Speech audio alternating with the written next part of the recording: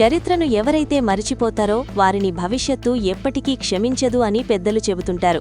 సరిగ్గా ఇప్పుడు మన పక్కన ఉన్న బంగ్లాదేశ్ పరిస్థితి చూస్తుంటే అలాగే అనిపిస్తోంది. ఆ దేశం ఇప్పుడు ఒక చాలా ముఖ్యమైన మలుపులో నిలబడింది. అక్కడి ప్రజలకు మరియు రాజకీయ నాయకులకు మళ్లీ 1971 నాటి రోజులు గుర్తుకొస్తున్నాయి. 1971లో పాకిస్తాన్ ఆర్మీ చేతుల్లో నలిగిపోతున్న బంగ్లాదేశ్కు భారతదేశం తన రక్తాన్ని ధారపోసి తన సైనికులను పంపి ఎన్నో వనరులను ఇచ్చి ఒక కొత్త దేశంగా ప్రాణం పోసింది. మన ఇండియా సైనికులు తమ ప్రాణాలను లెక్క చేయకుండా పోరాడి బంగ్లాదేశ్కు స్వాతంత్ర్యం తెచ్చిపెట్టారు. కానీ ఈ మధ్యకాలంలో అదే బంగ్లాదేశ్ ఇండియా చేసిన మేలును మర్చిపోయి ఇండియా మీద లేనిపోని నిందలు వేస్తూ పాకిస్తాన్కు దగ్గరవుతున్నట్లు కనిపించింది. అయితే ఈ మొత్తం సీన్లో ఇప్పుడొక ఎవరూ ఊహించని పొలిటికల్ ట్విస్ట్ వచ్చింది. దాదాపు 17 ఏళ్ల తర్వాత బంగ్లాదేశ్ రాజకీయాల్లోకి రీఎంట్రీ ఇచ్చిన తారీక్ రెహమాన్ ఇండియాకి సపోర్ట్గా ఉండేలా కొన్ని సంచలన కామెంట్స్ చేశారు. ఇది నిజంగా మహ్మద్ యూనస్ నడిపిస్తున్న ఇప్పటి టెంపరరీ గవర్నమెంట్కు ఒక పెద్ద షాక్ అనే చెప్పాలి. అసలు విషయం ఏంటంటే 1971 యుద్ధం అనేది చిన్న విషయం కాదు. ఆ సమయంలో పాకిస్తాన్ ఆర్మీ బంగ్లాదేశ్లో ఘోరమైన నరమేధం సృష్టించింది. ఆ హింసను తట్టుకోలేక లక్షలాది మంది శరణార్థులు తమ ప్రాణాలను అరచేతిలో పెట్టుకుని ఇండియాకి పారిపోయి వచ్చారు. ఆ టైంలో ఇండియా వాళ్లకి తిండి పెట్టి ఆశ్రయం ఇచ్చి అండగా నిలబడింది. డిసెంబర్ 16, 1971న పాకిస్తాన్ను మోకాళ్ల మీద నిలబెట్టి బంగ్లాదేశ్ను ప్రపంచపటంలో ఒక స్వతంత్ర దేశంగా నిలబెట్టింది. ఇంత చరిత్ర ఉన్నా కూడా గత కొంతకాలంగా బంగ్లాదేశ్లో 1971 నాటి స్మారక చిహ్నాలను ధ్వంసం చేయడం మనం చూశాము. ఇండియా చేసిన సాయాన్ని తక్కువ చేసి చూపడం మరియు పాకిస్తాన్ మాటలకు వంతపాడటం ఎక్కువైపోయింది. సరిగ్గా ఇలాంటి టైంలోనే అక్కడ హిందువులను టార్గెట్ చేయడం, గుడిల మీద దాడులు చేయడం, దేశంలో జరిగే ప్రతి చిన్న గొడవకు హింసకు ఇండియానే కారణమంటూ బ్లేమ్ చేయడం ఫ్యాషన్ అయిపోయింది. ఇలాంటి సీరియస్ పరిస్థితుల్లో బీఎన్పీ పార్టీ యాక్టింగ్ చైర్మన్ అయిన తారీక్ రెహమాన్ బయటికి వచ్చి చాలా క్లియర్గా ఒక స్టేట్మెంట్ ఇచ్చారు. తారీక్ రెహమాన్ ఏమన్నారంటే 1971 లేకుండా బంగ్లాదేశ్ అనే దేశాన్ని మనం అసలు ఊహించుకోలేము. ఆనాడు జరిగిన విముక్తి పోరాటమే ఈ రోజు బంగ్లాదేశ్ రాజ్యానికి మరియు అక్కడి పాలిటిక్స్కి పునాది అని తేల్చి చెప్పారు. ఈ మాట వినడానికి సింపుల్గా అనిపించొచ్చు, కానీ ఇందులో చాలా లోతైన అర్థం ఉంది. ఆయన డైరెక్ట్గా ఇండియా పేరు ఎత్తకపోయినా 1971 గురించి మాట్లాడడం అంటేనే ఇండైరెక్ట్గా ఇండియా చేసిన సాయాన్ని మరియు ఇండియా రోల్ని గుర్తించడమే అవుతుంది. ఎందుకంటే 1971లో ఇండియా లేకపోతే బంగ్లాదేశ్ లేదు అనేది పచ్చి నిజం. కాబట్టి ఆయన మాటలు ఖచ్చితంగా ఇండియాకి సపోర్ట్గా నిలిచినట్లే అని రాజకీయ విశ్లేషకులు భావిస్తున్నారు. ఇది ప్రస్తుత బంగ్లాదేశ్ వాతావరణంలో చాలా పెద్ద మార్పు. మరోవైపు ప్రస్తుతం అధికారంలో ఉన్న మహ్మద్ యూనస్ ప్రభుత్వం మీద ఇప్పటికే చాలా ఆరోపణలు వస్తున్నాయి. వాళ్లు మత ఛాందసవాదులకు మరియు రాడికల్స్కు ఫ్రీ హ్యాండ్ ఇచ్చారని టాక్ ఉంది. దేశంలో లా అండ్ ఆర్డర్ పూర్తిగా దెబ్బతిన్నదని ప్రజలు భయపడుతున్నారు. ఇండియా వ్యతిరేకతను ఒక పొలిటికల్ వెపన్లాగా వాడుకుంటున్నారని విమర్శలున్నాయి. సరిగ్గా ఇక్కడే తారీక్ రెహమాన్ ఒక డిఫరెంట్ లైన్ తీసుకున్నారు.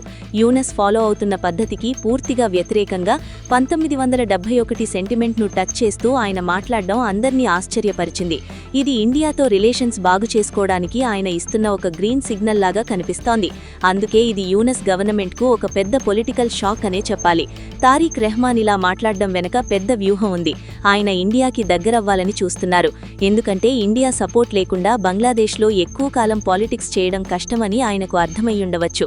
ఇక్కడ గమనించాల్సిన మరో విషయం ఏంటంటే షేక్ హసీనా ఇండియాకి వెళ్లిపోవడం మరియు మాజీ ప్రధాని ఖలీదా జియా ఆరోగ్యం అంతగా బాలేకపోవడం వలన బంగ్లాదేశ్ రాజకీయాల్లో తారీక్ రెహమాన్ రాబోయే రోజుల్లో బిగ్గెస్ట్ లీడర్ అవుతారని అందరూ అనుకుంటున్నారు.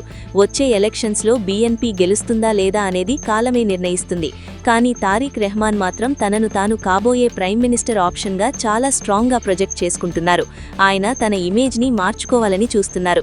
ఒక బాధ్యత కలిగిన నాయకుడిగా కనిపించడానికి ప్రయత్నిస్తున్నారు. అందుకే రాడికల్స్కి దూరంగా ఉంటూ 1971 విలువల గురించి మాట్లాడుతున్నారు. ఇది ఖచ్చితంగా ఇండియాకు నచ్చే విషయం. ఈ మధ్యనే బంగ్లాదేశ్లో భారత విదేశాంగ మంత్రి ఎస్ జైశంకర్ మరియు తారీక్ రెహమాన్ కలిసిన ఫోటో బయటకు వచ్చింది, మీకు గుర్తుండే ఉంటుంది. అప్పుడు బంగ్లాదేశ్ ఇండియా మధ్య సంబంధాలు అంత బాలేవు. చాలా టెన్షన్ వాతావరణం ఉంది. అలాంటి టైంలో వీరిద్దరూ కలవడం దౌత్యపరంగా చాలా పాజిటివ్ సిగ్నల్ ఇచ్చింది. అంటే ఇండియా కూడా తారిక్ రెహమాన్తో మాట్లాడడానికి రెడీగా ఉంది అని అర్థమవుతోంది. కేవలం ఇండియానే కాదు, రష్యా కూడా ఈ మధ్య గట్టిగానే బంగ్లాదేశ్కి వార్నింగ్ ఇచ్చింది. బంగ్లాదేశ్ ఇండియా చేసిన మేలును మర్చిపోకూడదు, ఢాకా వెంటనే న్యూఢిల్లీతో సంబంధాలను సరిచేసుకోవాలి అని రష్యా సలహా ఇచ్చింది. ఇప్పుడు తారిక్ రెహమాన్ మాటలు చూస్తుంటే ఆయన కూడా అదే దారిలో వెళ్తున్నట్లు అనిపిస్తోంది. దేశాన్ని ముందుకు తీసుకెళ్లాలంటే గవర్నమెంట్ మరియు అపోజిషన్ పార్టీలు కలిసి పనిచేయాలని ఆయన అన్నారు. రాడికల్ ఆలోచనలు కాకుండా డెమోక్రసీని స్ట్రాంగ్ చేయాలని ఆయన పిలుపునిచ్చారు. ఇది చాలా మెచ్యూర్డ్ పాలిటిక్స్ అని చెప్పాలి. మొత్తానికి చూస్తే ఒక కొత్త బీఎన్పీ పార్టీ మరియు ఒక కొత్త బంగ్లాదేశ్ దిశగా చర్చ మొదలైంది. ఒకవేళ తారిక్ రెహమాన్ కనుక పవర్లోకి వస్తే ఇండియా బంగ్లాదేశ్ రిలేషన్స్ మళ్లీ దారిలో పడే ఛాన్స్ ఉంది.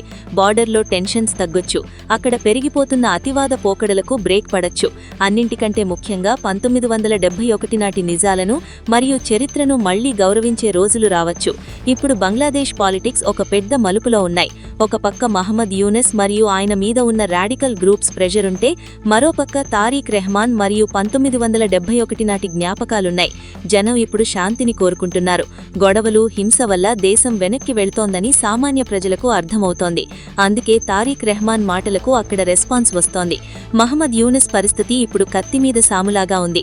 ఆయన ఒక పక్క విద్యార్థులను, మరో పక్క రాడికల్స్ను, ఇంకో పక్క ఇండియాని బ్యాలెన్స్ చేయలేకపోతున్నారు.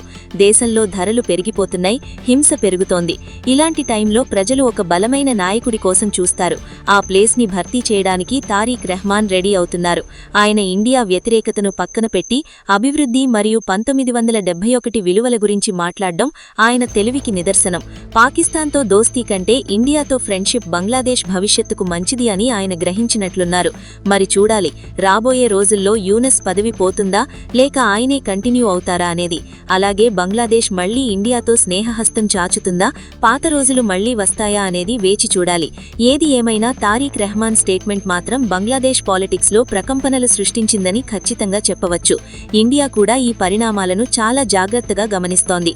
బంగ్లాదేశ్లో ఎవరు అధికారంలో ఉన్నా వారు ఇండియాతో మంచిగా ఉంటేనే ఆ దేశానికి మనుగడ ఉంటుంది అనేది చరిత్ర చెప్పిన సత్యం.